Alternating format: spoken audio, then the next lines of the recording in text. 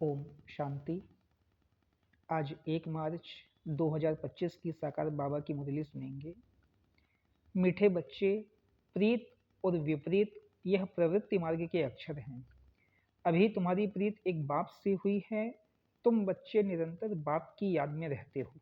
मीठे बच्चे, प्रीत और विपरीत यह प्रवृत्ति मार्ग के अक्षर हैं। अभी तुम्हारी प्रीत एक बाप से हुई है, तुम बच्चे निरंतर बाप की याद में रहते हो। प्रश्न: याद की यात्रा को दूसरा कौन सा नाम देंगे? उत्तर: याद की यात्रा प्रीत की यात्रा है। विपरीत बुद्धि वाले से नाम रूप में फंसने की बदबू आती है, उनकी बुद्धि तमो प्रधान हो जाती है।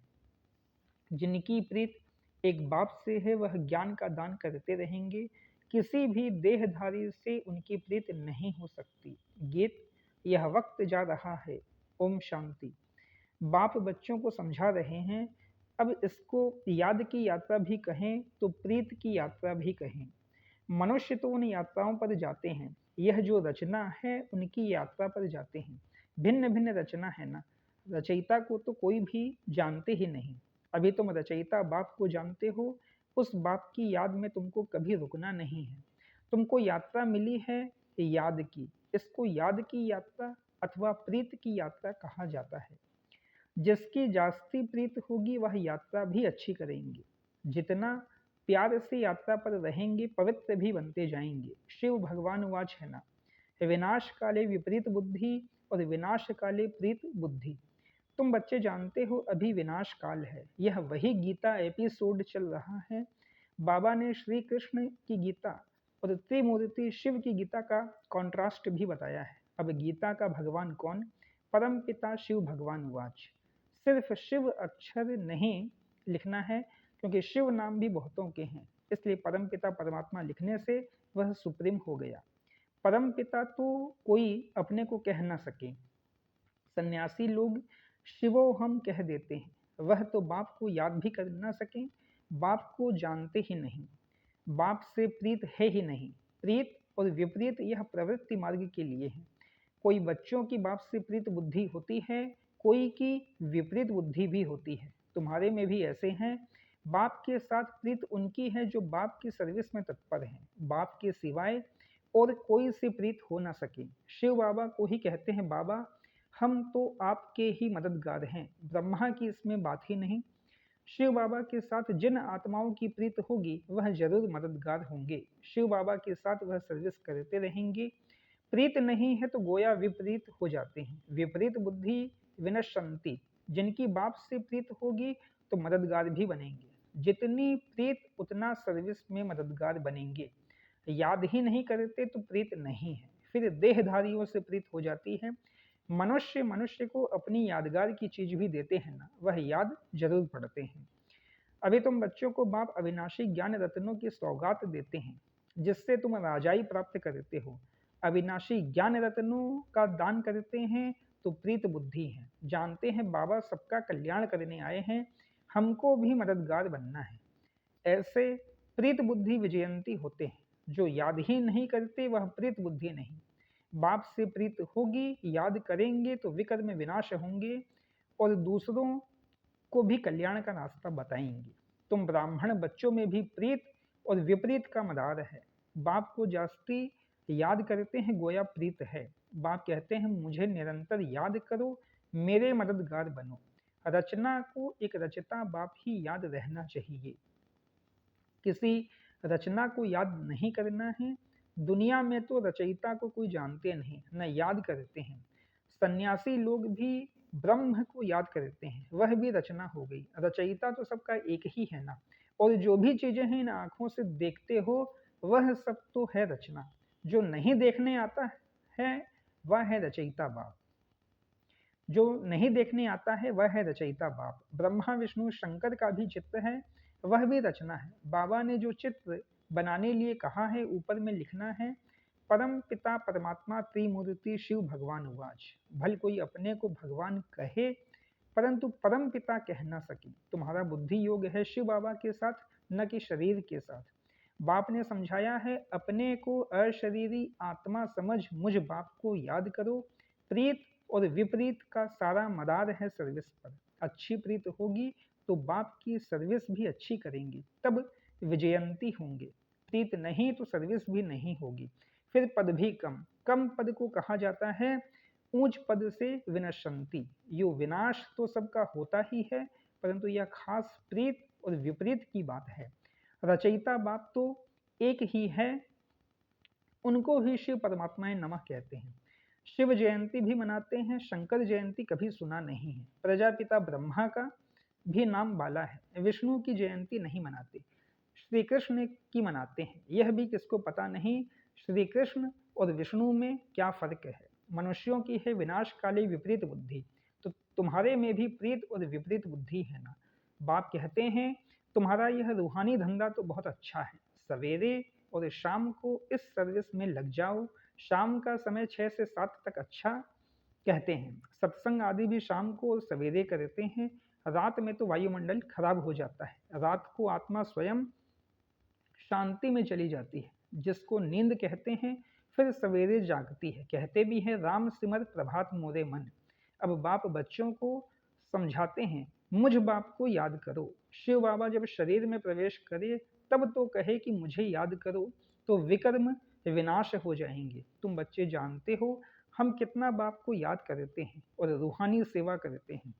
सभी को यही परिचय देना है। अपने को आत्मा समझ बाप को याद करो, तो तुम तमो प्रधान से सतो प्रधान बन जाएंगे। खाद निकल जाएगी। प्रीत बुद्धि में भी परसेंटेज है। बाप से प्रीत नहीं है तो जरूर अपनी देह में प्रीत है या मित्र संबंधियों आदि से प्रीत है। बाप से प्रीत होगी तो सर्विस में लग जाएंगे। बाप से प्रीत नहीं तो सर्विस में भी नहीं लगेंगे। कोई को सिर्फ अल्फ और बे का राज समझाना तो बहुत ही सहज है। हे भगवान, हे परमात्मा के याद करते हैं, परंतु उनको जानते बिल्कुल नहीं। बाबा ने समझाया है हर एक चित्त में ऊपर परमपिता त्रिमूर्ति शिव भगवानुवाच जरूर लिखना है, तो कोई कुछ कह न सके। अभी तुम बच्चे तो अपना सैपलिंग लगा रहे हो। सभी को रास्ता बताओ तो बाप से आकर वर्षा लेवे। बाप को जानते ही नहीं, इसलिए प्रीत बुद्धि है नहीं। पाप बढ़ते बढ़ते एकदम तमो प्रधान बन पड़े हैं। बाप के साथ प्रीत उनकी होगी जो बहुत याद करेंगे। उनकी ही गोल्डन एज बुद्धि होगी। अगर और तरफ बुद्धि भटकती होगी तो तमो प्रधान ही रहेंगे। भले सामने बैठे हैं तो भी प्रीत बुद्धि नहीं कहेंगे, क्योंकि याद ही नहीं करते हैं। प्रीत बुद्धि की निशानी है याद। वह धारणा करेंगे, औरों पर भी रहम करते रहेंगे कि बाप को याद करो तो तुम पावन बनेंगे। यह किसको भी समझाना तो बहुत सहज है।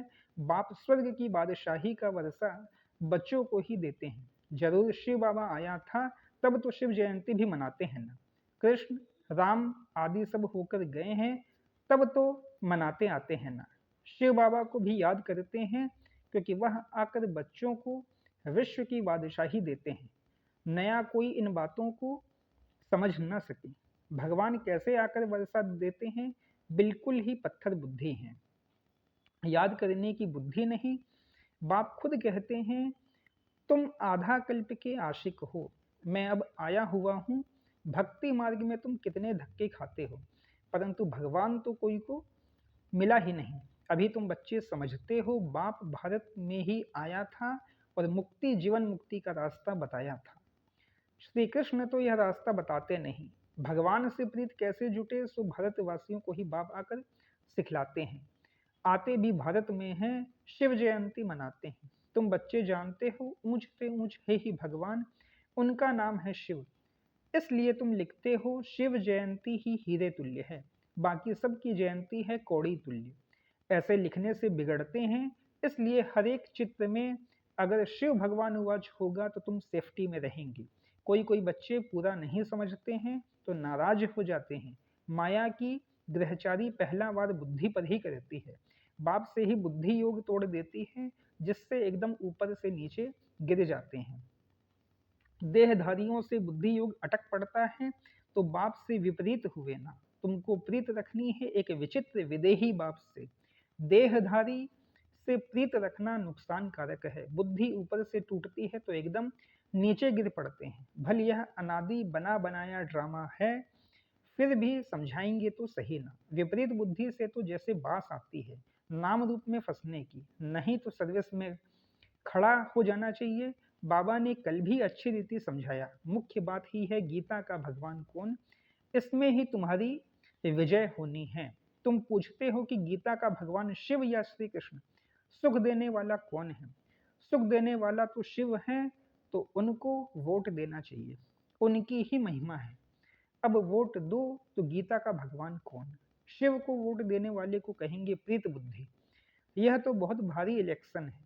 यह सब युक्तियां उनकी बुद्धि में आएंगी जो सारा दिन विचार सागर मंथन करते रहते होंगे। कई बच्चे चलते चलते रूठ पड़ते हैं, अभी देखो तो प्रीत है, अभी देखो तो प्रीत टूट पड़ती, रूठ जाते हैं।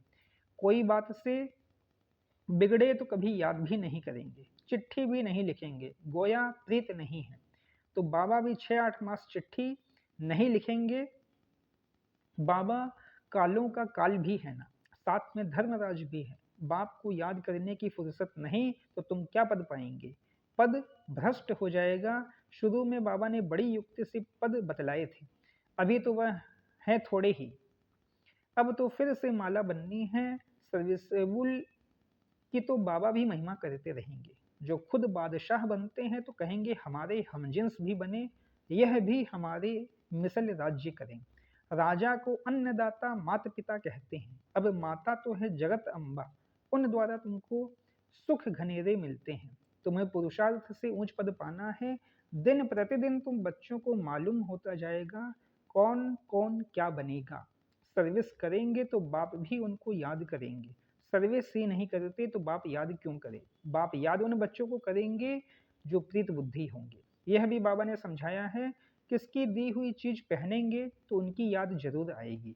बाबा के भंडारे से लेंगे तो शिव बाबा ही याद आएगा। बाबा खुद अनुभव बतलाते हैं, याद जरूर पड़ती है, इसलिए कोई की भी दी हुई चीज रखनी नहीं चाहिए। अच्छा, मीठे मीठे सिकिल थे बच्चों प्रति माता पिता बाप दादा का याद प्यार और गुड मॉर्निंग। रूहानी बाप की रूहानी बच्चों को नमस्ते।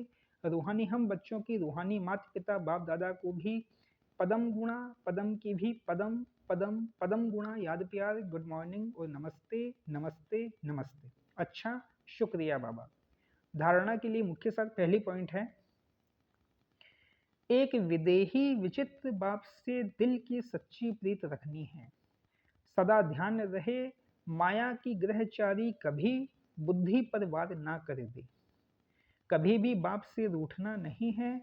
सर्विसेबल बन अपना भविष्य ऊंच बनाना है। किसी की दी हुई चीज अपने पास नहीं रखनी है। वरदान, शुद्धि की विधि द्वारा किले को मजबूत करने वाले सदा विजयी और निर्विघ्न भव। शुद्धि की विधि द्वारा किले को मजबूत करने वाले सदा विजयी और निर्विघ्न भव। इस किले में हर आत्मा सदा विजयी और निर्विघ्न बन जाए, इसके लिए विशेष टाइम पर चारों ओर एक साथ योग के प्रोग्राम रखो। फिर कोई भी इस तार को काट नहीं सकेगा, क्योंकि जितना सेवा बढ़ाते जाएंगे उतना माया अपना बनाने की कोशिश भी करेगी।